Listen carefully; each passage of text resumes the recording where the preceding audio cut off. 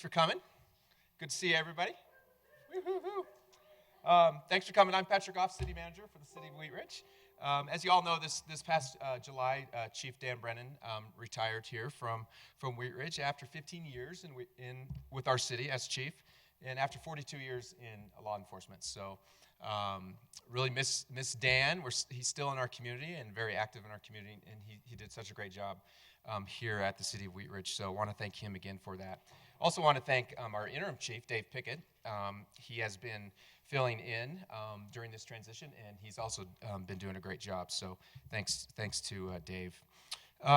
Prior to opening this recruitment for a new chief, we really reached out, and with the help of Gary from Public Sector Search and Consulting, we met with the community, and we met with different stakeholders, area law enforcement professionals, and our employees to learn about the qualities that are important for our next chief.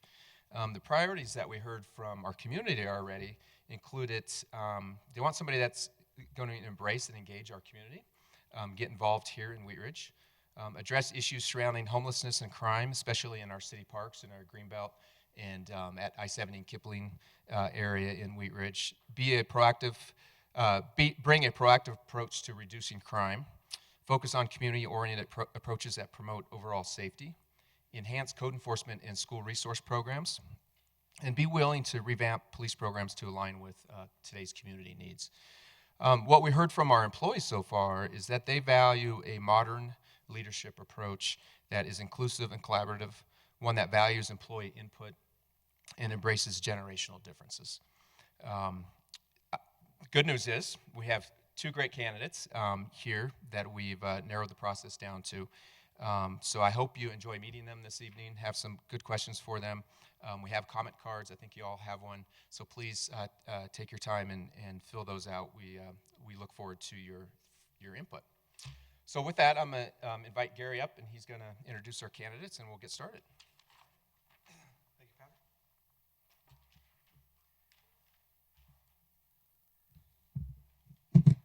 So before I start, I do want to say that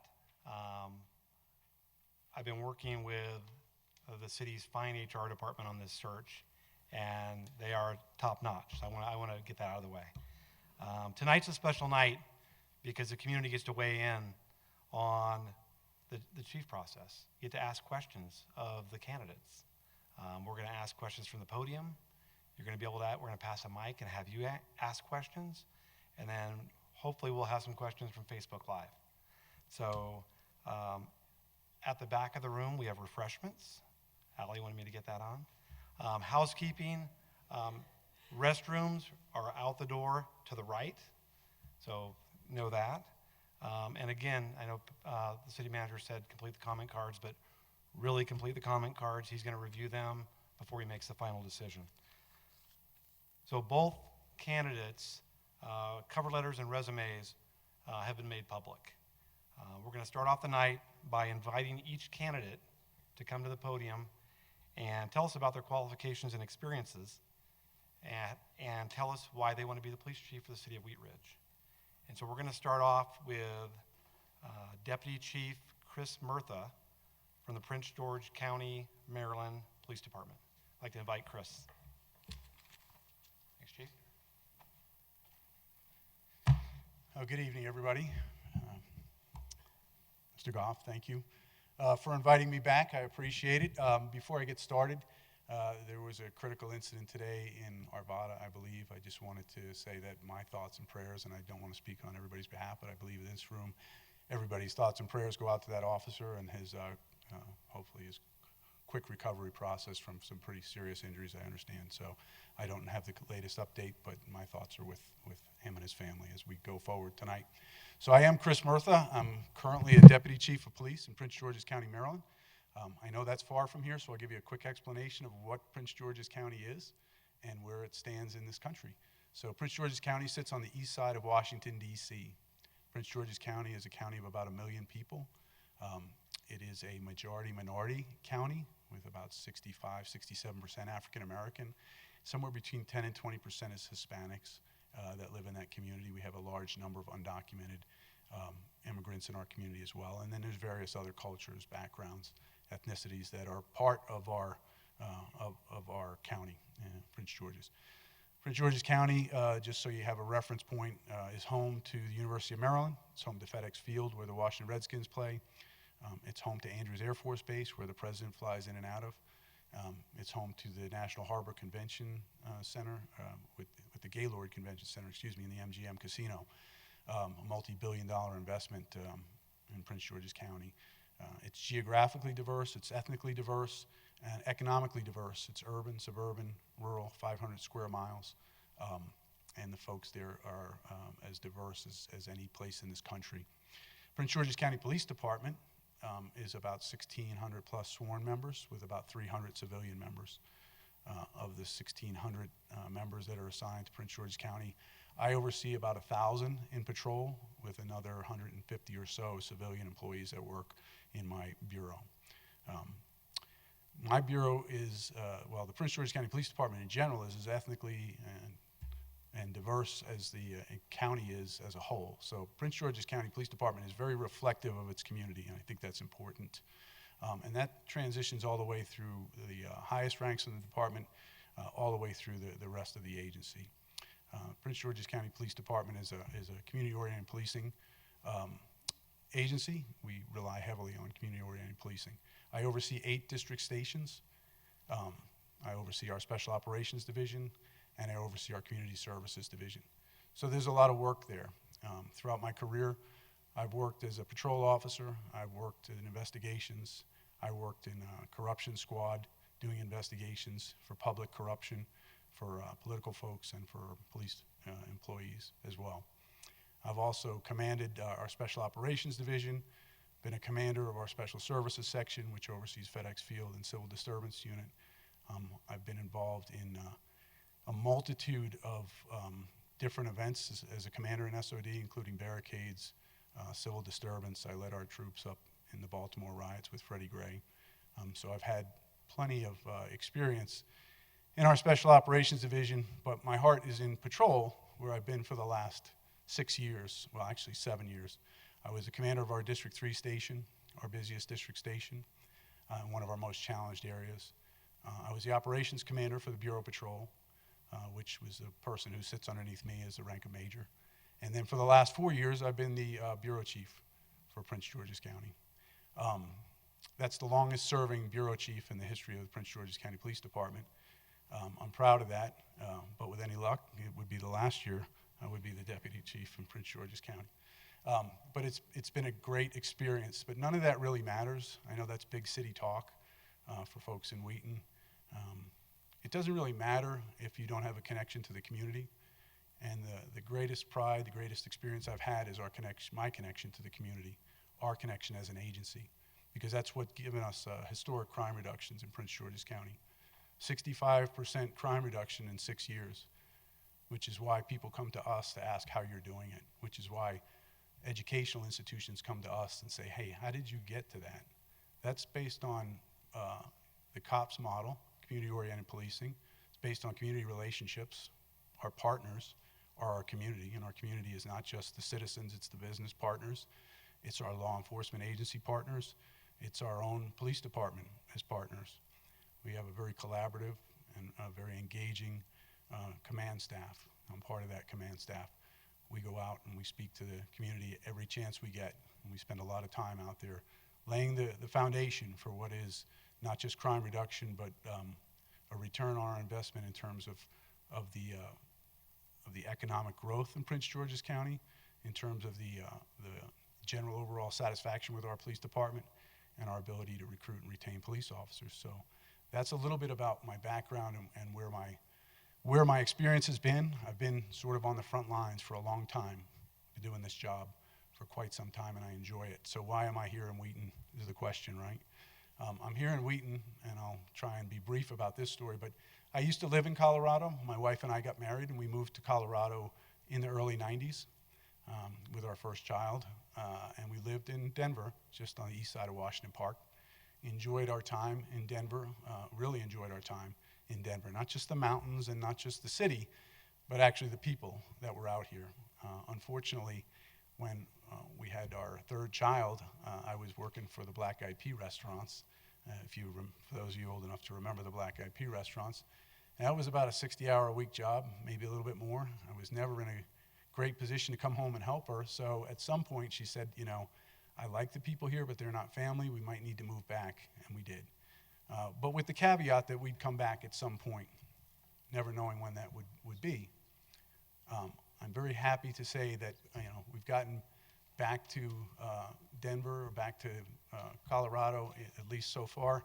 And my wife is out there somewhere in the community because she's meeting with friends and driving around neighborhoods, and very hopeful that we have an opportunity to come back here now. And if it's not now, it'll probably be when I'm finally finished working for good. But at some point, we look to return. So that's sort of the personal reason. The professional reason is, and I thought about this today, I had a conversation with some of the command officers who said, hey, you're from a big city police department. Why Wheat Ridge? Why would you come back to Wheat Ridge, and why would you be interested in working in Wheat Ridge? And I said, this is no different from where I worked. The problems are the same. And I think it really lessens and cheapens the officers and the commanders who work here to say that it's any different. There are problems to solve in Wheat Ridge the same as there were in Prince George's County. And that's what I joined public service to do, to solve problems. I'm proud of solving problems. I'm proud of the relationships I built, and there's no reason I wouldn't want to continue those in Wheat Ridge. To sit atop an organization is a special place in policing. I don't always have to say I'm the last line in my chain of command. In the Prince George's County Police Department, there's always somebody above me that people can point to and say the chief's responsible for that. I think my experiences, my background have led me to a place where I'm hopeful and believe that I am the right person to sit atop an agency and lead that agency, because my experiences have gotten me to the point now where I'm comfortable to say that I can deal with just about anything that's thrown at me, and I have experiences upon experiences to go back and rely on to make those decisions. So I hope that answers those particular questions, Gary. And with that, I'll turn it back over to you or to Vince for the next one. Thank you, Chief. Okay, our second candidate is Bureau Chief Vince Line with the Arapahoe County Sheriff's Office. Vince?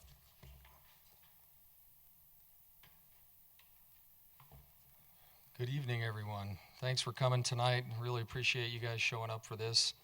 I think it's indicative of the interest that I know already exists throughout the city, and what it is that the police department's doing, and the fact that you're sitting here showing up for an event like this is pretty telling about your interest in the police department and what the police department is doing to serve the community. So I appreciate you being here.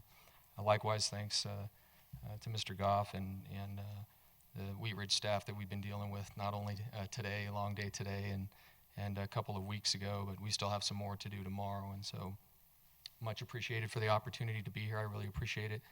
I echo Chris's statements about the officer, the Denver officer who was injured in Arvada earlier today, and certainly thoughts and prayers with him and his family for a speedy recovery, and any resources that can be provided that might be helpful. Certainly we stand ready to do that. I'm a Colorado native. I was born and raised here. I'm a product of Denver Public Schools. Don't hold that against me. I grew up not too far from here. My parents still live relatively close to where we're at right now. So I've pretty much spent my entire life in the state of Colorado, except for time I spent on active duty. I'm a military veteran. I spent time on active duty as a medical specialist. I've had the opportunity to serve as a paramedic. I've also seen the fire side as a wildland firefighter. So essentially my entire adult life has been dedicated to service to the public in some form, either at the federal level while in the military, or the last 19 years at the Arapahoe County Sheriff's Office, where I'm currently at. Like I mentioned, 19 years at Arapahoe County. I started my career there as a civilian, which I think is really important. I think that experience starting my career as a civilian, as a 911 dispatcher and call taker, has helped shape a lot of what I've done on the sworn side. I think it's also helped create those relationships and bridge the gap between sworn and civilian staff. And so I'm proud of the time that I spent there and thankful that it has helped me in my career. My current assignment is as a bureau chief overseeing the Detention Services Bureau. There are three bureaus at the Arapahoe County Sheriff's Office. One is the Public Safety Bureau, which is essentially patrol, investigations, and special teams, kind of the forward-facing part of law enforcement at the Sheriff's Office. Then there's the Support Services Bureau, which includes a number of things like human resources, internal affairs, training, records, communications, and some other functions, emergency management, finance. And then detention services, which includes the jail, court services, campus security, and some other special teams and functions. I've had the opportunity to oversee all three bureaus. There really is no aspect of a full-service law enforcement agency that I haven't had some experience in, either directly supervising or at the command staff level. I was originally promoted to command staff back in 2008, so I've got 11 coming up on 12 years of experience at the command level, either as a captain or as a bureau chief overseeing major operations. As far as my career goes, after I spent time as a dispatcher, I assessed for and got the opportunity to go to the academy, which was great. I spent some time in detention services as a line level officer, and then assessed and went to patrol. On patrol, primarily, I was assigned to what we refer to as Precinct 5, which is an area that is very, very close to what you find and see and experience here in Wheat Ridge. So Precinct 5 borders Denver, just like Wheat Ridge does here, only on the other side of town. So it's squished between Denver and Aurora, but similar challenges where it's a smaller area bordered by a big city and has some of the same issues. During that time, I got the opportunity to be trained in responding to mental health issues. I think I attended one of the first what's referred to as CIT classes when they came to Colorado Crisis Intervention Training. I also served as a peer support advisor, which is really important to me to maintain wellness and resiliency for our peers, to make sure that these careers are as long as they really should be. And I also got the opportunity to serve as a SWAT operator at the line level. So I got to see the tactical side and then also the mental health side and patrol response. I then promoted to sergeant. When I did, I got the opportunity to go back in and serve in detentions as a first level supervisor. I did that for a very short period of time and then right back out to patrol and assumed a position as a patrol sergeant. Did that for a little while. During that time, I returned to the SWAT team as a SWAT team supervisor. I also started Arapahoe County's first gang unit back then, and then also served as the coordinator of the peer support unit to continue to serve our peers and make sure that their wellness is taken care of. I then promoted to lieutenant. As a lieutenant, I served as a watch commander on patrol, so was responsible when I was on duty for all patrol-related functions across the county, which fell to my responsibility. And then again, I got to return to the SWAT team, which was fun, and I got the opportunity to serve as the SWAT team commander and oversee significant major tactical operations during that time frame. In fact, I also had the opportunity to serve as the Mobile Field Forces commander during the Democratic National Convention, if you guys remember that significant event that occurred here in the Denver area. I then got promoted to captain. My first assignment as a captain was the Bureau Commander for Professional Standards. That's where I really gained a lot of experience in police accountability and making sure that significant standards are met. Also got experience overseeing accreditation. The Arapahoe County Sheriff's Office is accredited in multiple facets. Law enforcement is just one of them. The Wheat Ridge Police Department is also accredited through the same organization, and I have served as a team leader and assessor for that organization. It's referred to as the Commission on Accreditation for Law Enforcement Agencies. So I've got quite a bit of experience serving in that capacity and with ensuring that agencies meet not just national but international standards for policing. After my assignment in professional standards, I moved back to patrol and saw all of patrol operations as the patrol captain. At the time, and this is still the case, the Arapahoe County Sheriff's Office provides a full-service law enforcement contract to the city of Centennial. If you're not familiar with where that is, it borders Denver on the southern side. In fact, Arapahoe County does that, borders Denver on the southern side, and includes some major cities on the south end of town. The city of Centennials at the time had right at about 100,000 citizens and a relatively large budget to manage. So a little bit larger than what Wheat Ridge is now, but certainly some of the same experiences again with a city that borders, a major city like the city of Denver, and some of the same challenges that you see here in Wheat Ridge. From there, I promoted to bureau chief, and at the bureau chief level, my first assignment was to oversee public safety. So all of public safety includes all of patrol services, investigations, and then all the special teams that full-service agencies like that have. So a canine unit, a bomb unit, the SWAT team, hazmat, wildland fire, a number of special teams. Then the theater shooting occurred, if you guys recall that, and there was a significant death penalty trial that followed that. And so to take advantage of an opportunity to gain experience at the executive level in a portion of the agency I hadn't seen yet, I transferred to detention services to oversee that major effort. And so that kind of culminates with why I'm here today. This is opportunity seeking for me. I think the city of Wheat Ridge has some unique challenges that are a good fit for my experience. I also think that the city is a good fit for me, and I'm a good fit for the city, and there's a variety of reasons for that. Having reviewed the survey results from the community and from the agency, there's some relatively specific challenges in both that I think I'm a good fit for. One of those things is the Citizens Advisory Board. I'm intrigued by that idea. I know that advisory board is relatively new, but I think it's a very important piece of what's occurring in the Wheat Ridge Police Department right now to make sure that not only standards are met, but that there's some sort of outside entity that at least has a voice to ensure that transparency is occurring for the police department. So I'm interested in that. And so along with other challenges that the city is facing right now, I think my experiences are a good fit for the potential opportunity to serve you and your neighbors as the next police chief of the city of Wheat Ridge. So, and I'm glad you guys are here tonight, and hopefully we can get some additional questions answered for you.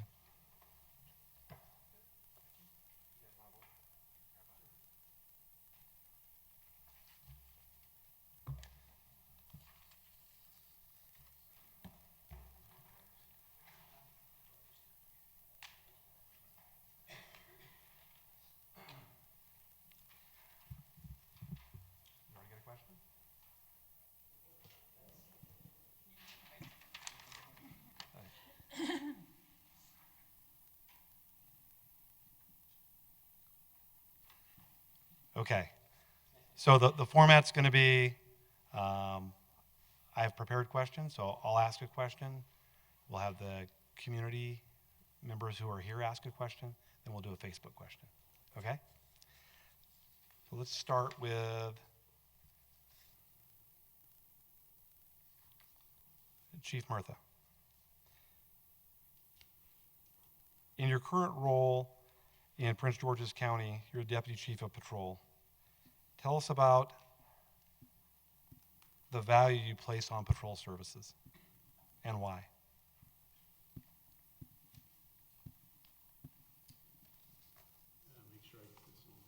I get in trouble if I are media relay or PIO.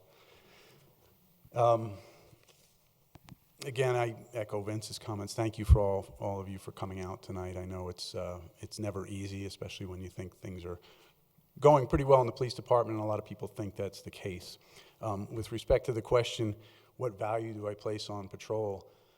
As a patrol commander for the last 4 years, going on 5 years, as an operations commander of patrol, as a commander of the District 3 station, our busiest station, that's where my heart is, because I think patrol does so much. I talk to young officers about what it means to be a patrol officer, because everybody else is a support to that patrol officer.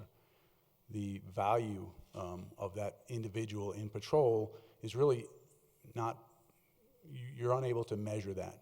I'm not talking about just what it costs to pay that person or their benefits, but everybody who works in dispatch, everybody who works at my level, we're working to support their efforts on the street. They're the first people to respond. And it's important that we get it right with those folks. They're the ones that are dealing with people on a day-to-day basis. When I call for the one of our emergency services teams to come out and deal with a situation. A patrol officer has already dealt with it, and they haven't dealt with it with a patrol shield or specialized equipment. They've dealt with it with what they have between their ears and what training we've given them. So I think the value of patrol is really immeasurable, and the value of the patrol officers is always underestimated. But it's incredibly important to any agency, any city, any department.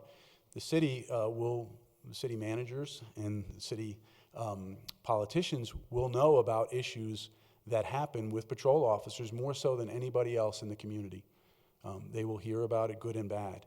So they're our representatives. They're the boots on the ground, and it's certainly undeniably the most important role, I think, in the agency. While their other roles are important, what we put on the street is our face. So, Thank you.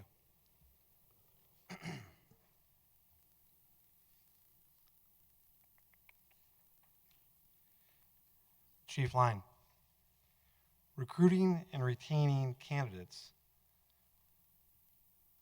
Recruiting and retention of candidates for a police officer are two separate issues. There's recruiting and then retaining. So first, how do you recruit a diverse pool of candidates? And secondly, how do you keep them? Well, I'll address it just like you asked it in that order, if that's okay, Gary. Those are two completely separate issues, recruiting and retention. Obviously, they're very interconnected, but they're separate issues. Recruiting is difficult right now. The pool of candidates that we have enjoyed in the past is much different. It's much smaller generally than pools have been in the past. And you have to ensure that the candidates you do have in that pool are qualified and interested in doing the work. It's also important to make sure that we're recruiting for police officers to serve the community, provide that key level of service in the 21st century, not in times past. And our recruiting has to model that change, if you will, in culture and law enforcement. So to make sure that recruiting is occurring for diversity, you have to go out and meet the candidates where the candidates are. The days of kind of expecting that we're just going to post a position and there's going to be so much interest, we're going to be flooded with applicants, those times are over.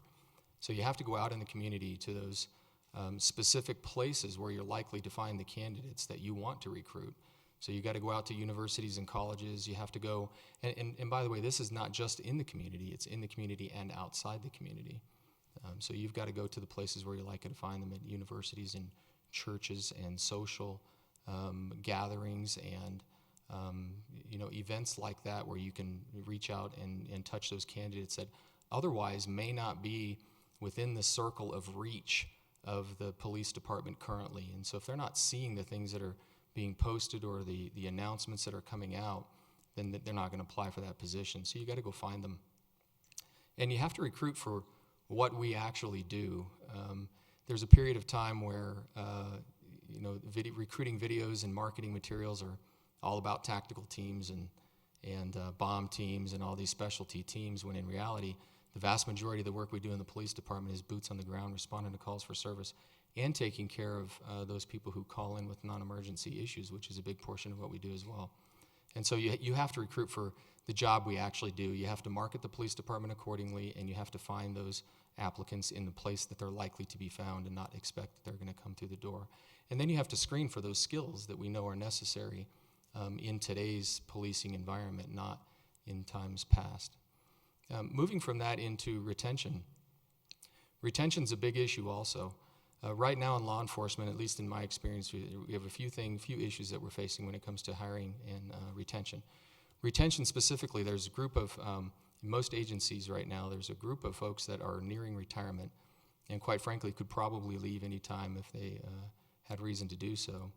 Then you have this group of folks that aren't sticking around to reach retirement age. They're leaving quicker for what they might perceive as greener pastures somewhere else or for other reasons. So it's kind of leaving a void in the middle years, if you will, from an experience standpoint to retain those folks. And then a lot of agencies have these big groups of folks that are new hires that are not very long in the tooth when it comes to experience in providing that level of service to the community. So you have to cater to those groups, knowing that that's the case. If generally the level of experience across the agency is lower because of those things I just talked about, then you got to increase training to make up for it. So there's some tactics that you can use to ensure that we're retaining those folks that we've invested in. It costs a tremendous amount of money and resources to recruit and onboard candidates, and once you get them in the door, you don't want to lose them. So you want to do what you can to keep them here, and that can be, things. The easy things is compensation and benefits. You want to make sure those are competitive, and in fact, not just competitive. You want to make sure they're competitive enough so that your staff doesn't want to leave. You also have to treat them well enough to not look. If they're not being treated well or feel like there are issues internally, then they might be looking elsewhere. I certainly don't perceive that's the issue here, but that's something that as leaders we have to be conscious of all the time. But the biggest issue, I believe, for retention is valuing the work that the employees are doing. Chris mentioned the importance of patrol. That's a core function of a police department, obviously, is those patrol functions. But patrol officers can't do what they do without the rest of the staff. And their contributions to supporting that mission, their contributions to service to the community have to be recognized. They have to understand what value it is that they are bringing to the broader mission of providing police services. And quite frankly, if you recognize those efforts, then people are more motivated to come to work and continue to do it. And so retention becomes a little easier. But that also has to be done in an environment where compensation and benefits are competitive. Thank you. So if anyone from the audience would like to ask a question, Sarah will provide you with a microphone. Well, it's not particularly a very sexy thing that a cop does during the course of their work. Wheat Ridge is unique in that, Denver doesn't have a lot of major north-south, east-west thoroughfares. Wheat Ridge is surrounded by bigger cities, and we're getting ready at some point to widen Wadsworth. And because of that, a lot of people, because Wadsworth's traffic is so bad, a lot of people cut through neighborhoods and drive very fast through the neighborhoods. I happen to live on one of them. Kim lives on one of them. And I have raised this issue I've lived here 25 years. And my impression with the police it's not really a problem. But they don't live on the street. They don't see the cars going over 25 miles an hour. It's going to get worse when Wadsworth is widened. So my concern is, what would you do? What is your opinion about issuing traffic tickets, speeding tickets, and controlling cut-through traffic in residential neighborhoods? Okay, let's go with, since Chris, you had the first question, let's start with Vince on this one. You bring up a big issue. That's an issue that all neighborhoods in the metro area are dealing with right now. There's one specifically in the jurisdiction that I currently work in that's facing some significant challenges that are somewhat related to that. Stopping overflow or cut-through traffic it can't be done, but we can deal with related issues. I mean, ultimately, city streets can be utilized by those folks who are commuting and traveling through the city. But typically, with cut-through traffic like that, they're speeding. There's unsafe conditions. It's a neighborhood versus a major thoroughfare. So there are people out walking their dogs and enjoying their neighborhood, and kids playing. And those are the big concerns from my perspective. So you have to deal with that with presence, community information, and enforcement when it's necessary. And I think there are times with cut-through traffic where enforcement is absolutely necessary. But even with that's not the total picture. If you did have the resources to flood a neighborhood to deal with cut-through traffic, and you enforced every violation you saw, it still wouldn't stop the issue. So it's a collaborative effort. It's not just a police department problem. There's certainly a police department role in dealing with issues like that. But there's a broader collaborative effort that is needed with other city departments to deal with issues like that. And what is the impact of widening a road? You widen a road to deal with one issue and you create something else. And so it's a collaborative effort where you need members of the community to voice their opinions about that, and the police department has to work with other city departments and offices to ensure that those issues are dealt with accordingly. But certainly cut-through traffic generally is something that is likely to happen, and the enforcement comes in when you have unsafe conditions for the neighbors that live in that area and kids and pets that might be out in yards and stuff like that. So that's where enforcement comes in, is when you're dealing with the unsafe conditions related to the overflow traffic. Thank you. Chris, you want to take a stab at it? Yep, so thanks for the question. I'm going to step out of my role as a deputy chief and talk about where I live, because I live on a street that's used for cut-through traffic. I live off of a major thoroughfare, and when traffic backs up at the light at the top of the hill, people use my street to cut through. So I empathize with what you're talking about, and I've worked actually with the district commander because I don't live in the same jurisdiction. I live right across the border, so I have to work with the Montgomery County Police. And there's an engineering aspect to this. Much of what Vince said, I think I would agree with, but I would suggest to you that in my particular circumstance, we were able to work with legislature, and we were able to work with Public Works. We had speed humps installed. I know those are sometimes, there's a lot of questions about whether they're viable or not. But we also had no left turn signs put on the roadway, and it really cut the traffic down by about 80%. And all it took was an officer every once in a while to enforce that, and people got the hint. So we did make strides. They're public streets, and they're hard. It's a hard question for police executives to answer, because you can't say we're going to deny access to public streets or we're not going to ticket the local residents, because you end up catching just as many of them as you might catch other folks speeding through the neighborhood. And the other part of that is some of these smaller streets, some of the design issues, maybe narrowing the streets, can also create more hazards, or putting a traffic device in the middle of the road that sort of makes the street smaller at certain points to slow traffic has been semi-successful, but people sort of acclimate to that, and they still tend to drive down the street. And yet, they're not always speeding. I know that because I've sat out there with the officers, and I said, that car seems, and I'm a certified radar operator, and I say, from my visual acuity, that car looks like it's going 35. He's like, oh, here it is, it's 28. Okay, well, it's 25 in the residential, so we're not really going to get a ticket there. It is a collaborative effort. I think engineering has a lot to do with traffic issues. I think enforcement is okay, but it just doesn't always solve the problem. And you've got to get beyond that, and that's where money comes in, and that can be an issue. So I don't mean to say that there's no resolution, because I've found satisfaction in my neighborhood, and I know I've done that in areas of Prince George's County where I work, but it's never perfect, and it won't be perfect. There are roads that actually are closed off where the residents got enough signatures to say, we're happy to go the long way around if you're willing to close this road off. But that takes a lot, and that takes a lot of people to agree on that solution. So, Thank you. Okay, the next question is our first Facebook Live question, and we'll start with Chief Murtha on this one. What are 3 causes you will focus on as the chief of the Wheat Ridge Police Department? I'm sorry, did you say 3 causes? 3 causes. Okay, I'm assuming those are three efforts as far as maybe crime reduction and that sort of thing, or issues that are prevalent in the community. Let me just start by saying I don't want to come here and say that I know exactly what Wheat Ridge needs, and I'm here to impress upon Wheat Ridge the things that I did in Prince George's County.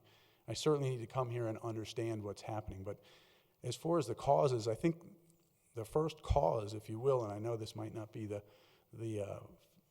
intent of the question, is to develop the relationships in the community that are so integral to the success of any police department. So as a cause, it's important that any police chief be connected to his community. And that's job one. And the community is not just everybody sitting in the audience here and everybody in the community. It's the business community, it's our police officers, it's our politicians. And that's the job of a police executive in today's world, I think, is to go out and deal with that. So that's job one. Job two is kind of assess what issues, what culture exists in the police department, and what culture exists in Wheat Ridge. What do people in Wheat Ridge want? Because we're a reflection of the values of Wheat Ridge. The police department should always be a reflection of the people and what they demand and what they want. So while that's not a crime issue, that's certainly something that's important. And it's important to know what you have internally, what you have to work with, within your budget constraints, within your manpower, within your leadership, so that you can assess problems as they come along. And those problems may be I-70 and Kipling. They may be issues along the Greenbelt. I know those are prevalent issues. There's other issues that are tangentially related to the police department that we have a foot in, but it's not necessarily directly us. When you watch the council or the city council and you watch their tapes, you hear about issues that come up that you go, that's not necessarily a police department, but we might be able to help out on some of those issues, whether it's, keeping people warm during the cold months. I know that was an issue at the last council meeting, things of that nature. So for the three things, the three causes, I would say, first of all, develop a relationship.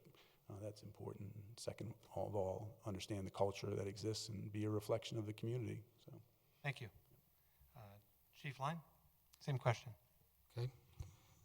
I think the developing a relationship piece can't be overstated. I think there's really four important groups from my perspective that those relationships have to be cultivated in. One of those groups is with the community directly, and that can be done in a number of different ways, but it can't be done while sitting in an office. You've got to be out doing that, and so you've got to cultivate relationships with the community. I think the Citizens Advisory Board or committee can help with that. So getting out and meeting folks is one piece of that. You can't wait until after a crisis to develop relationships in the community. You have to develop those relationships prior to an event occurring. The second one of those is city staff, and there's got to be relationships between the police department and other city staff departments and offices to break down any internal silos that might exist and have solid relationships so that these collaborative efforts we talk about can actually come to fruition. And then obviously internal relationships with the police department need to happen too. And so some initial meetings and relationship building with folks. In fact, I think that's something that can happen here. A lot of agencies, big agencies, like the one I'm coming from, and perhaps Prince George's County that he's coming from, similarly, they're big enough where it's difficult to have individual relationships with each employee. But Wheat Ridge is not that way, and I think that's important to develop individual relationships with everyone. I think we can be more efficient if that's the case. And then building relationships with our partner agencies, fire departments, the rescue staff that might be responding, our peers and law enforcement agencies around the area. So I think communication is a big piece, and I'd say that's one of those causes. The other one is the community at this point has spoken to some degree about what their needs are through the survey that was conducted. Obviously, I-70 and Kipling is a big issue. Calls for service in the area of I-70 and Kipling appear to have gone up from about 13% just a few years ago to over 30% today. That's a major issue that needs to be addressed, along with homelessness, which has been raised as well. So the community has already identified that they would like more done with the homelessness population in Wheat Ridge. There's a lot more research that has to be done. And there's a lot of strategies that can be developed with other service organizations to determine how best to deal with homelessness, but certainly that would be an area of focus. And then the last one that I think is really important is there just needs to be some review time to analyze what data exists and determine how to recognize as many efficiencies as possible. Staffing throughout the agency has been something that was noted in the internal survey by staff as being a concern of theirs. And so recognizing some efficiencies in the police department to try to move staff accordingly or allocate them appropriately so that there are more patrol officers on the street to handle the high call volume is important. There's a couple of goals listed in the 2020 budget that I think will help with that and would be included in this bullet, if you will, and that's bringing a web-based reporting system to Wheat Ridge to try to decrease some of the times that an officer has to physically respond and try to free up some of that time to perform other functions. Another one of those goals is move towards e-filing with the DA's office, which will cut down significantly on the workload of the investigators getting their files and documents over to the DA's office. And so I think there's some things in the pipeline already that need to be accomplished, and then evaluate what the workload is, and then you can determine where additional resources perhaps can be reallocated to that core function of providing the direct service from a patrol perspective. Thank you. Do we have a question from the community? Not sure which one of you was first.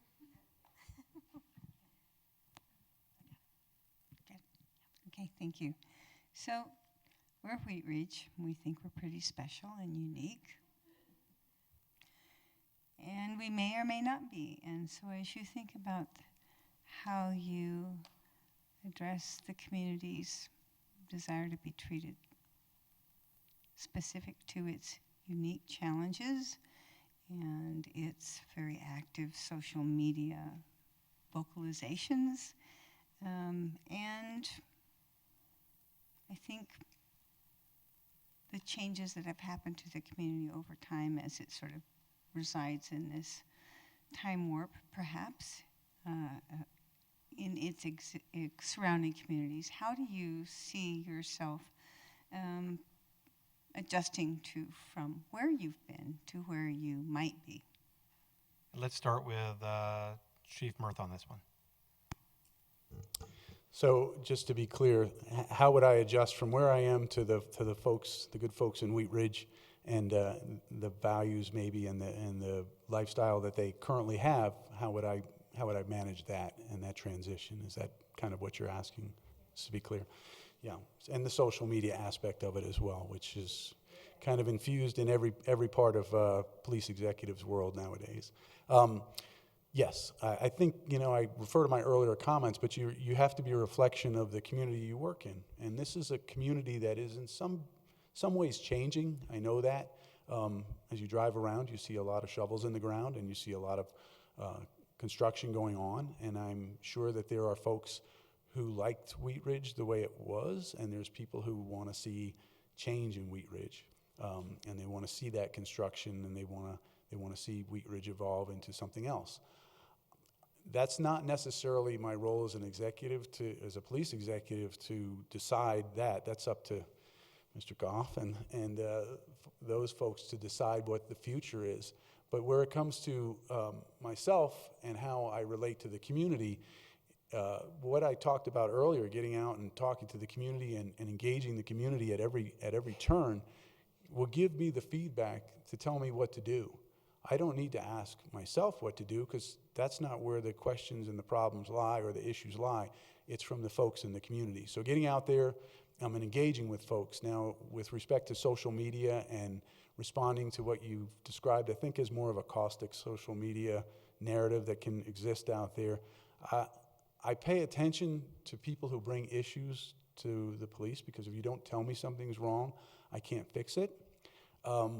The way they deliver the message, I never really pay much attention to if it sounds caustic. If it's a legitimate issue, it's worth investigating and it's worth understanding. There are some folks who have certainly there are some folks who are very opinionated on social media sites, and they believe what they believe. But generally, you have to reflect the community overall, the largest section of the community and what they want. And you rely on politicians to help guide you through that, and you in turn become that, because I've become Prince George's County, and I understand what the folks in Prince George's County want, and it's not that hard to come to a community after you've sort of been raised in one place, moved to another, and then end up in Prince George's County, and folks have to tell you what they want, to be able to internalize their values and move forward with that. So I have no problem with that. I think that's actually why I've been successful in Prince George's County, because I've been able to internalize those values and anticipate what people will say, and I'm very good at that. I'm not clairvoyant. I can't predict the future, but I can say, and I'll give you an example.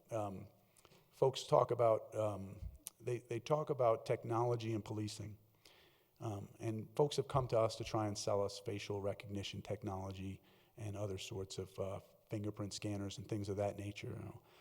We're very careful because we have a large Hispanic community, and a lot of them are undocumented. So for me to just sign a contract to have those technologies without consulting with the community would be grossly irresponsible of me. And I knew before I even said anything that the Hispanic community is going to be very upset and think we're going to place these devices around town to catch folks who are basically violating civil law, not criminal law. So it's a non-starter because I could predict those kind of things. So I think if you're truly engaged with the community, and that's where I've been for the last 7 years, if you're truly engaged with the community, you can answer most of those questions, but you are a reflection of the community, of the politicians, and you have to sort of morph yourself into that. I don't ever want somebody to know where I stand politically. I don't ever want somebody to know where I stand as far as my belief whether there should be more construction in this town or less. That's not my job. It's not the police chief's job, and I should never, ever show those cards. My job is to serve you, is to serve the public, the people on Facebook, anybody watching this, and to be the best person I can be for you as your representative. Thank you, Chief. Chief Lyon? I'll address that a couple of different ways. Number one, you are unique and special. I do believe that. It's one thing I thought was very interesting in the revitalization study that was done was the effort that the folks undertook to identify what the neighborhoods actually are.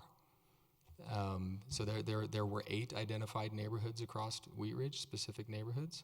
Some of the information in the report led me to believe that not everyone in attendance in the room even agreed on where those boundaries were.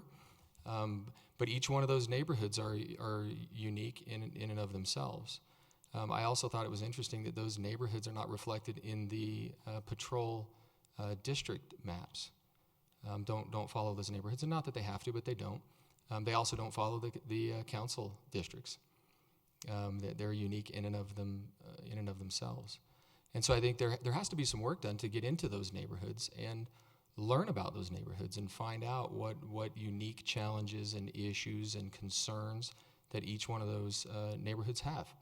And then make sure that to the degree we can, that we're meeting what those needs are.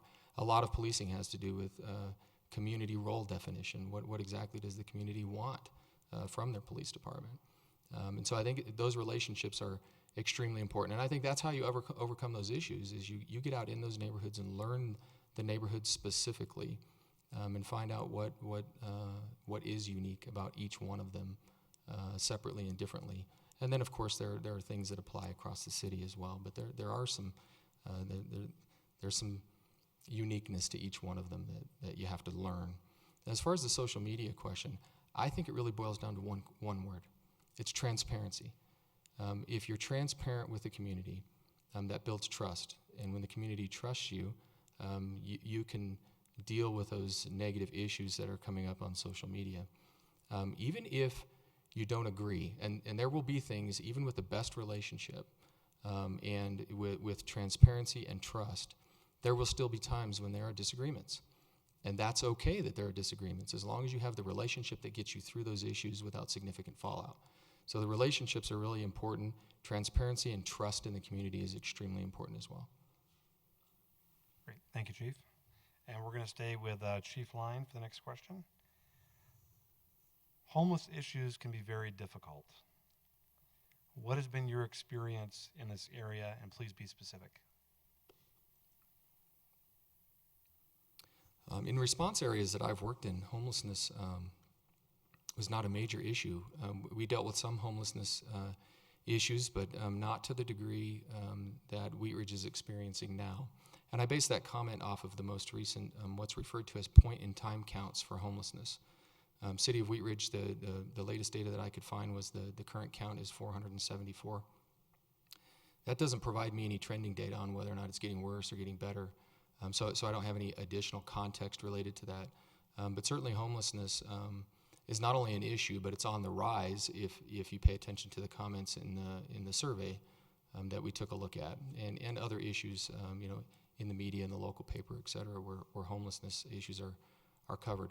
Also, I have been in and around the city a lot here lately, and have spent time touring a significant amount of sites throughout the city, and visited every park I could find. There were some on the map I couldn't find, so I don't know what's up with that. I'll have to figure that one out. But homelessness is definitely a problem. I encountered homelessness, I think, at just about every major park on the map that I could find as I toured around Wheat Ridge, and it certainly is a major issue. In my experience, the best way to deal with that is similarly a collaborative approach. Homelessness is not necessarily just a police department problem. The police department has a small role to play along with a lot of other service organizations. So you have to take a problem-solving approach, and you have to be collaborative with other entities, specifically other service and provider entities, to determine how to deal with it. Each individual who's homeless has their own reasons for homelessness. We can try to categorize those things. Is it drugs? Is it alcohol? Is it the price of housing? Is it joblessness, mental health? Maybe it's a little bit of all of those issues. But each individual that's suffering from homelessness has their own unique reasons for why they are. And one of the best solutions that I have seen in my experience traveling around the U.S. conducting assessments is a very individualized approach, where you have folks that are specifically assigned as outreach folks for homelessness, where you go out and make multiple contacts with them and develop a relationship with them, and then try to determine what the hurdles are in their way to return or to get themselves out of homelessness. What services do they need? Why are they in the situation they're in? Do they even want help? Some of them are assistance resistant. They don't want help. It's a choice, and you have to figure those issues out. But you have to be able to provide some mental health issues, and you have to be able to deal with the drug-related issues. So a very individualized approach, but a collaborative approach. I know Wheat Ridge is moving towards, along with some other neighboring cities and the county, I believe, moving towards a navigator approach in 2020. I'm very interested in hearing how that goes and how the police department can partner with that. I don't believe, although I could be wrong on this, I'm not sure if that position that is coming on board is assigned to the police department or some other entity within the city. But nonetheless, there's definitely a partnership there if it's not. If it is, then we need to figure out how to get the homelessness navigator paired up with the officers that are providing enforcement and go out and make those individualized contacts and find out what resources are available and what each individual needs so that assistance can be provided. Thank you, Chief. Chief Murtha, same question. What's been your experience in this area as well? My experience in Prince George's County is we have a fairly significant homeless population in Prince George's County that we deal with. Homelessness in and of itself is not a crime. It's not a criminal matter, but there are people in crisis, and we certainly have more than our share of calls about issues surrounding not only where they live, but their activities, and they certainly are resource intensive, if you will, because a lot of these folks are in mental crisis, because a lot of these folks have addiction issues, and because they're engaged in basically in the public. There's a lot of folks who are out there living day to day and panhandling and trying to get by. What we've been successful is actually one of the approaches that Vince talked about, but where we have somebody assigned to that specifically, and not just an individual officer, but actually a joint agency group that goes out and deals with these folks and knows them. I knew a lot of them when I was a cops officer on the street, and I knew what their issues were. I also knew that when a radio call went out for one of those people, I would be able to provide insight to that officer as to what they might come up against and what the issues might be that might trigger that person. So that it's an officer safety issue that goes along with that. Certainly a community issue. Community sometimes sees blight in these camps that pop up along your green belt, beautiful green belt that runs along Clear Creek. Certainly people want to walk that trail, and they want to walk it and feel safe when they do that, and I understand that. And there's a role for the police in that, but there's also certainly a role for social services that we've been able to tap into in Prince George's County. And our faith community has been phenomenal in Prince George's County as far as helping us out with a lot of either temporary or long-term housing solutions. So we've tapped into private sector resources there. We've tapped into other government agencies, and as an agency ourselves, we've been able to identify folks who are sort of have sort of a proclivity to be able to deal with folks in the homeless population. And it's worked pretty well for us. We've seen a significant decline. We use a lot of our resources, our aviation unit, to identify homeless camps and then get in there and see what's going on. And a lot of these folks are immigrants who set up camps and they don't know how to access services. So there may be a bilingual issue in Prince George's County that we deal with, so we connect them to services. And if we keep connecting them to services, eventually they avail themselves of it in many cases. Sometimes they do refuse service, and that's always a difficult one to deal with. Thank you, Chief. Another question from the audience? At the end?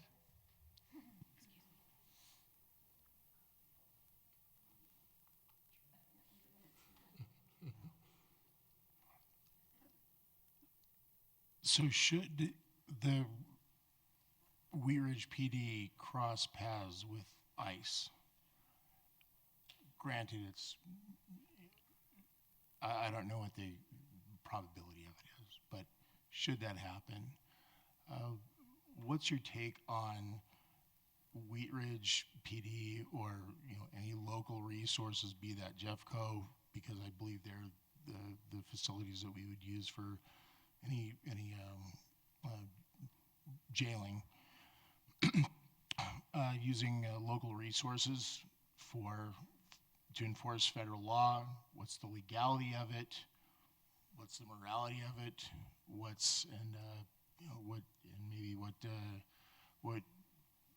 would be your concerns about possible repercussions or getting branded as what it's called, a sanctuary city, should something like that arise? Let's start with Chief Murtha this time. So your question about immigration and coming across immigrants, correct, and how Wheat Ridge should deal with that, in my opinion? Is that sort of sum it up in a nutshell?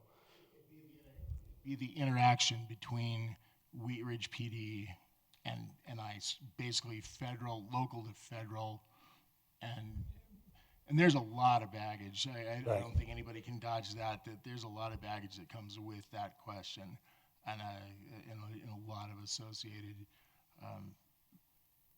questions and how one would deal with that. Yep. So I'll give you my experience again from Prince George's County, because that's where I work. Immigration is an issue that's handled at the federal level. So immigration issues are generally handled by federal authorities.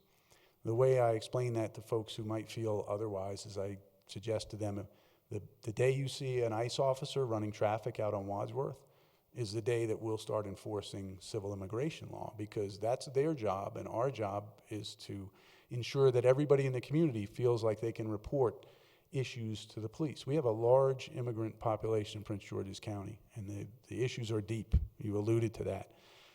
But they are our citizens, whether they're here legally or not. We're responsible for their safety and well-being. And if they don't feel comfortable to report to the police because they think that we are embedded with ICE, then we have a problem in our community. We have a group of people who are going to be victimized. We find above 90% of the folks who are victimized in the Hispanic community are victimized by other Hispanics. So if that is true, we believe it very strongly to be true, you're going to have people who won't report things to the police because they're concerned that you're going to check their immigration status. In Prince George's County, we work with Casa de Maryland, which is a large outreach group that we've partnered with. We actually have $1 million grant with Casa de Maryland.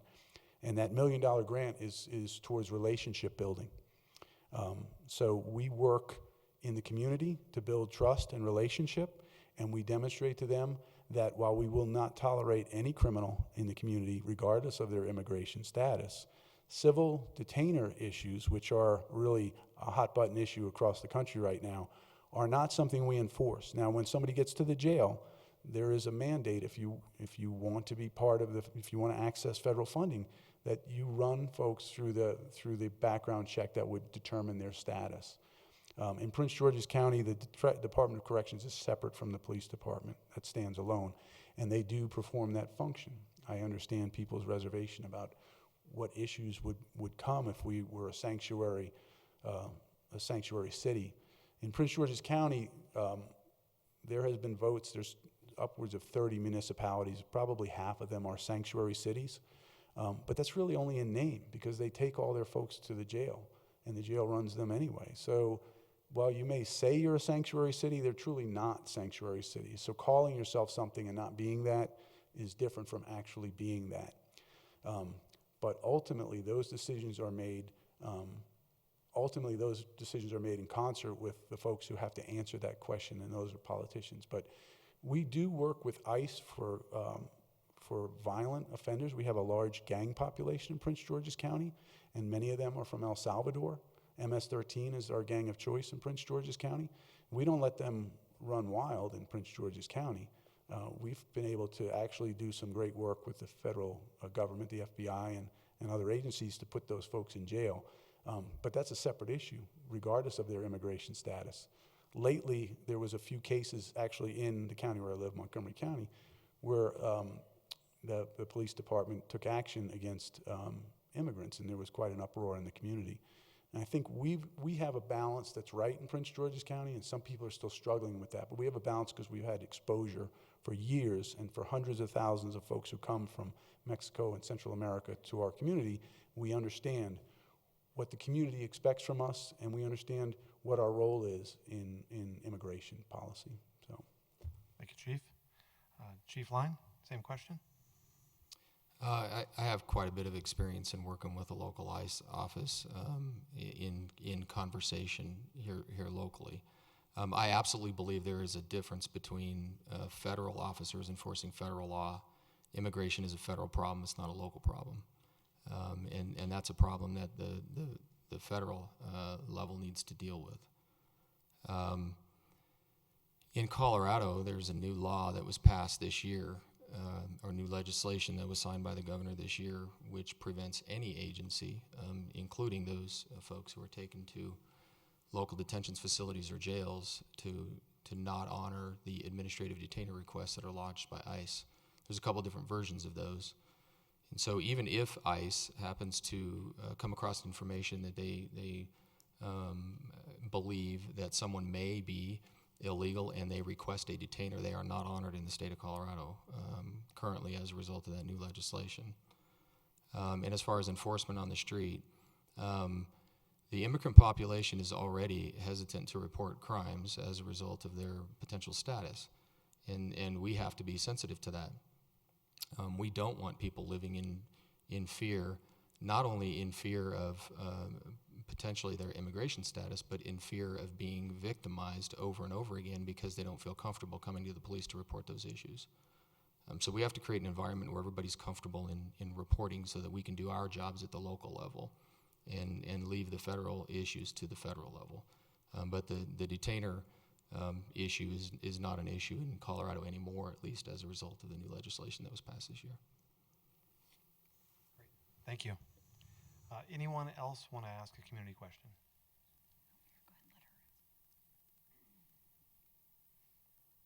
Good evening.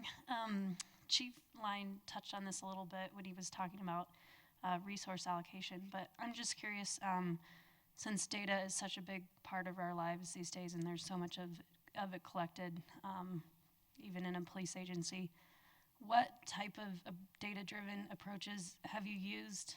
And I guess more importantly, what types would you want to incorporate in the Wheat Ridge Police Department?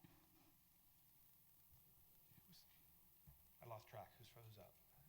I think Chief Lyon, I think you're up. Okay. So that's a pretty broad question. There is a lot of data that is collected, law enforcement data. As far as, I'll start with data-driven approaches, and then maybe we can talk a little bit more broad about data generally. There's a lot of ways to apply data to determine resource allocation. One of the things that I have done in the past is run significant and comprehensive resource allocation or resource deployment efforts across the entire agency. So not just in patrol services where that's easy to see and kind of contemplate, but across the agency in our civilian positions and investigations to determine appropriate resource allocation. Every time that has included significant amounts of data and analysis. Some of the things that we look at for that, as it pertains to resource allocation specifically, determining what the district should be, how many folks should be assigned, what the shift length should be, stuff like that, is not only calls for service, but what are those calls for service, and are they weighted based on the number of resources needed to respond to those calls? A good way to look at it is a simple theft at a retail location is going to require one type of response. A homicide call, completely different type of response. So you can't just look at calls for service generally, and a lot of times agencies get stuck on that, and they look at just simply what are the calls for service and where are they at in the community, and they'll deploy the resources accordingly. But you really have to go a little deeper than that. So you have to weight those calls for service and determine resource allocation. You have to look at time of day of the week, and when are those things occurring and where are they occurring. You also have to contemplate response time to those calls for service and making sure that resources are pre-positioned in a way that response time, especially for the priority calls, is as short as possible to get resources on scene. So those are the types of things that you can look at from a data perspective to determine resource allocation. And there's a lot more to it. That's a very summary description of what that might be. One of the effective ways that I've used in the past for response has to do with hotspot mapping. So determining where crimes are occurring and when they're occurring, and then pre-positioning resources to deal with those issues. And even more importantly, having resources to deal with those issues on the back end is one way to deal with it.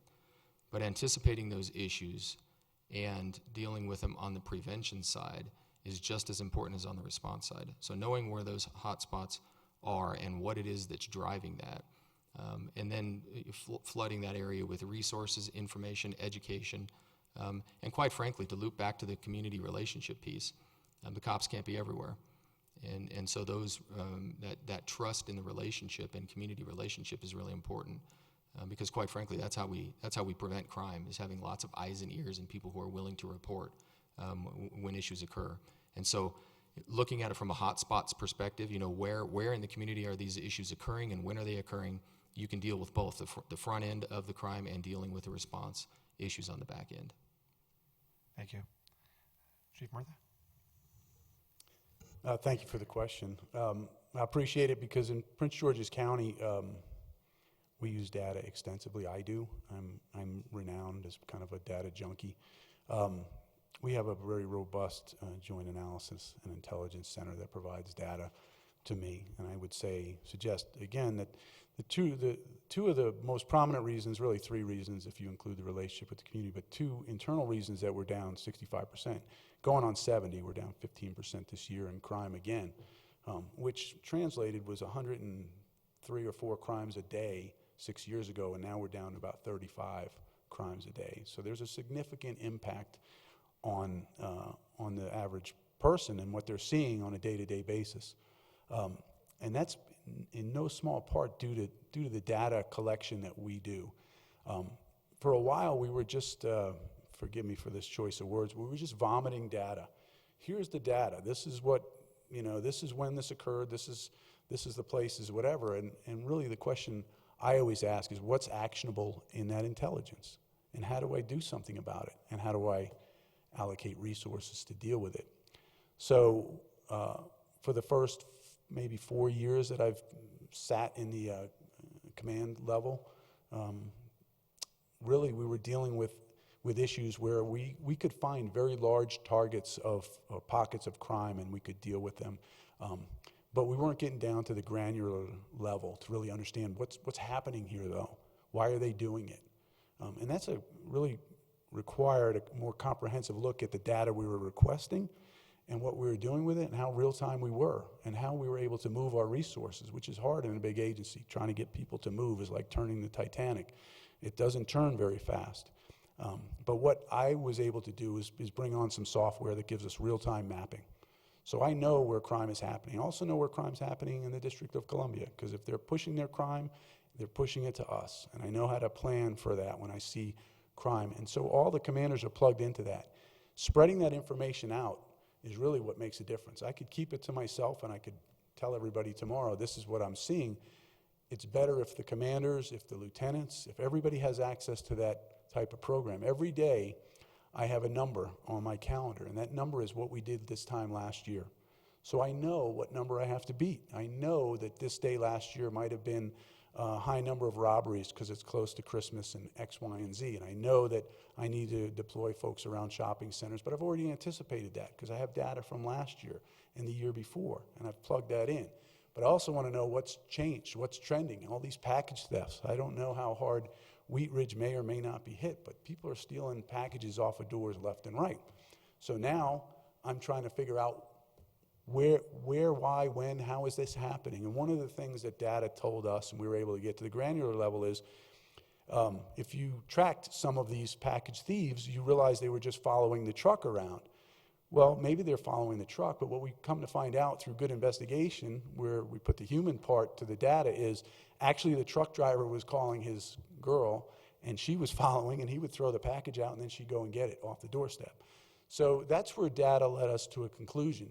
You would have not been able to get there if you didn't have a good look deeper into the data part of what we do. So not only do we publish the daily crime report, which tells us how we're doing for the week and the year, not only do I have a calendar that tells me how we did last year and the year before and how we did in certain categories that I've targeted for the year, but I also put out what we call a daily action message, patrol daily action message, which tells us what goal each commander has based on the numbers we did last year and where those crimes were, property crime versus violent crime versus all those things. So inputting all that data and spitting that data out in an effective way and translating it to the troops, because if you ask a patrolman in roll call, hey, do you know why we're doing this today? And their answer is, I have no idea because the sergeant told me we were, you've lost the battle of the data, because data has to be pushed down. In this day and age, so much data, you've got to really focus on what's important in the data, and that will get you to your resource allocation. Calls for service are part of it. We're constricted in Prince George's County because economic development depends on response time. You cannot build in certain areas if that patrol district doesn't meet response time requirements. That puts a lot of pressure on us, right? Now I'm trying to figure out how do I get, and geographically you may be in a district that's not very high in crime, but is so geographically spread out that you're thinking, my goodness, now I've got to add more patrol people to a place that might not need it to meet the economic development quotient that gets me, or the algorithm they put out. So there's a lot that goes into the data, and there's even more that goes into resource allocation. It's a daily issue, but it's one I'd like to think we've been successful at in Prince George's County because the numbers don't lie in that respect, and we've been able to do a lot with the data we've cultivated. Thank you. Okay, so I know we had one person that wanted to have a question over here. Was your question answered? We are. But we're going to do a 2-minute closing for each candidate, and we do have time for one quick question if you want to ask your question. Come all the way over here. You got to ask your question. Thank you. First of all, I just am so impressed with both of you. I think it's really exciting for Wheat Ridge to have such high quality candidates here, so thank you. So I'm going to lower this a little bit, Sarah, thank you. So Wheat Ridge, like our neighbors in Jefferson County, we are going to be facing some changes to our own community policing as the county starts to shut down its jailing capacity. So the ability to refer different charges to the courts for sentencing and jail time is going to be fundamentally changing over the next couple of years. I'd love to hear from both of you. What are experiences or examples you guys have of changing policing in the municipal or in the local level because of changes to jailing capacity? Thank you for that question. This time we'll start with Chief Murtha, and bear in mind we've got probably about 3 or 4 minutes for each of you guys. All right, I'll be brief, but my experiences, and let me give you a quick background. Our current state's attorney, our old state's attorney, Angela Alsobrooks, graduated to become the county executive, which was great. She was a great partner. Current state's attorney believes in a very strong diversion program to keep people out of jail. Our jails used to be overcrowded. Our own jail facility was overcrowded for many years. It was difficult to get space in that jail, and that was a problem. It's not a problem now because we divert people. The unfortunate side of policing is that diversion, from my perspective, has a lot of risk associated with it, because overwhelming majority of folks we find deceased from homicide or involved in perpetrating the crime have very lengthy criminal records that aren't addressed, and they're actually wiped out or expunged because of the current stance. And while the state's attorney, I understand, has a social agenda and mandate from the people, it's somewhat ineffective. So what we are given as an outline is jail as a deterrent to crime. And the fact that you can't access jail makes you have to be creative, you know, as a government, as an institution, as to what you can do and to work around it. I understand the constraints and the expense of jails, so I'm not tone deaf to that, but I do know there's a definite impact. And I think when I think of issues around reduction in jail facility, I think we're going to turn some people out. We need to know who they are and what the limitation is going to be. Violent offenders are a priority, and then who is going to jail if we have limited space. So that's engagement with the folks making those decisions. That's engagement with Jefferson County to make sure that we're understanding and we're all on the same page, and we're reflective of what the community expects from its county as the city representative on that. So I'll kind of leave it off on that to be quick. Thanks, Chief. Chief Line? I'm very interested in hearing from Jefferson County what the plan is. I don't know that there is one yet. If there is, I haven't seen it. So I'm curious to know what that is. Is it those folks who have served a significant portion of their sentence and are going to be released prior to their otherwise established release date? Or are they dealing with it on the bond side? A lot of times we have folks sitting in custody who have extremely low bonds, and it costs taxpayers more money to keep them in custody than it would be for them to post their bond or pay their fine. So there's a couple of different ways to deal with that, and I'm just not sure what Jefferson County's plan is yet to deal with the shutting down a floor, I think is what they plan on doing, an entire floor. So I'm curious to hear more about that. Depending on how they approach that, then strategies can be developed to deal with it at the local level. So is it pretrial folks who are being released, or is it folks who have served a substantial portion of their sentence? So it's a different strategies depending on who it is that's coming back into the community. But certainly there's some perception that calls for service or potentially could go up, and it could cause some strain on already strained resources at the local level in Wheat Ridge and in surrounding communities. And so that's certainly a concern. There's also some other concerns that are related to that might just be important to note. There's some additional legislative changes that, there's a lot of criminal justice reform issues going on in Colorado right now, or efforts going on. And one of those is to deal with the bonding side. And a lot of felony drug-related crimes this year were reclassified to misdemeanors starting 1 January. And what that does from a broader standpoint, if you look at the issue a little deeper, is that instead of those folks, when they're sentenced, if they're sentenced, going off to DOC, they stay at the local jail, increasing the capacity of the local jail and compounding the problem that Jefferson County is already facing. And so I think it's important to keep an eye on those bigger issues, even at the legislature level, when we're contemplating what may happen at the local level. But certainly, I think some information, some broader information about what the plan is would be helpful to provide a more in-depth answer about what impacts there would be at the local level and how to strategize for those. Thank you, Chief. Since you have the mic, we're going to do 2-minute closing or anything else you'd like to add, and then we'll go from there. Okay. Again, I just want to thank everybody for being here tonight. I'm incredibly grateful for the opportunity to be here with all of you. So thank you to Mr. Goff and the rest of the city staff, and Gary, to you for the opportunity to be here. I'm incredibly humbled by that opportunity, and I'm committed to providing an exceptional level of service, not only to the city and its citizens, which I think is most important, but also to the women and men in the police department who certainly are deserving of that high level of service, and I'm committed to providing that. I'm committed to developing and maintaining exceptional relationships in those 4 categories that I talked about earlier, and doing so based on transparency and trust. I would love to have the opportunity to serve all of you and your neighbors as the next chief of police for Wheat Ridge, and I'm looking forward to that opportunity. Thank you, Chief. Chief Murtha. So again, thank you to everybody who took time out of your evening to come here, and for those folks tuning in on Facebook Live, my friends in Prince George's County would say I have a face made for radio, so I apologize to those folks who had to look at me all night. I do take policing very seriously. It's a passion I have. I think I enjoy my job. I think everybody should have fun at their work, and I do. I have a tremendous amount of fun coming to work every day and working for the people, and satisfaction I get out of that job is really immeasurable. You couldn't put a dollar amount on it.